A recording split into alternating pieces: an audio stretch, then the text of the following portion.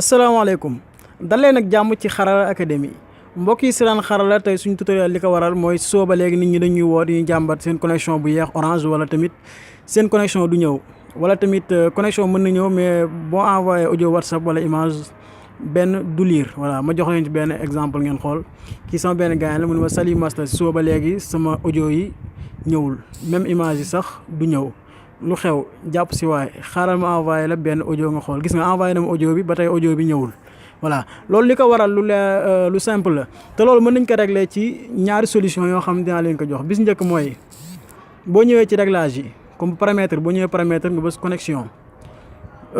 am na fu ñu def réseau mobile nga bës réseau mobile fii ñu def nom des points d'accès nga bës boo bësee premier réglage moo nekk nii mooy bu internet bi gis nga internet APN léegi bii da nga koy bàyyi nga ñëw fii nga def réglage bi APN nga def WAP comme non orange WAP point sn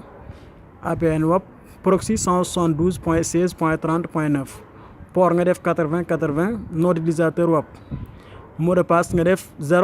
30 donc ngay def boo paree nga bës fii nga enregistré boo ko defee rek dina dem wala tamit boo ko defee doxul mën nga ñëw ci deuxième solution mooy nga télécharger benn application bu ñu naan 0VPN nga bës léegi boo duggee ci 0VPN li lay indil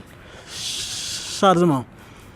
te deuxième solution bi sax man moom laay proposer moom mooy bi gën a baax tamit moom laay wax gars yëpp ñu yaat ko utiliser léegi nga sélectionner serveur comme par exemple fii ngay bës rek sélectionner serveur Royaume-Uni Pays-Bas Allemagne léegi ñu xool bi gën a gaaw fii kan jël Royaume-Uni yaa naa mooy gën a gaaw Angleterre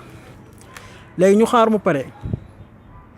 léegi gis nga connecté na lii ay publicité la mën nga ñëw bës bouton clic bi léegi connecté na léegi foo dugg léegi WhatsApp même ku la envoyé audio lu mu mënti doon da koy lire normalement doo am benn problème waaye tamit pour bañ a divulguer maanaam génne yenn information jàmbur yeeg yooyu wala turu jàmbur yi nga xamante ni samay contact sécurité la affaire yooyu noonu wala tamit vie privée la bëgguma tamit di ko wane ci WhatsApp bi moo tax wanuma leen benn audio waaye kon ma wan leen ko mbokk yi li moo nekkoon suñu tutoriel bu tey ma yaakaar ne jariñu ngeen bu baax di leen ñaan ngeen partagé ko abonné ci chaîne bi beneen yoon ci beneen tutoriel merci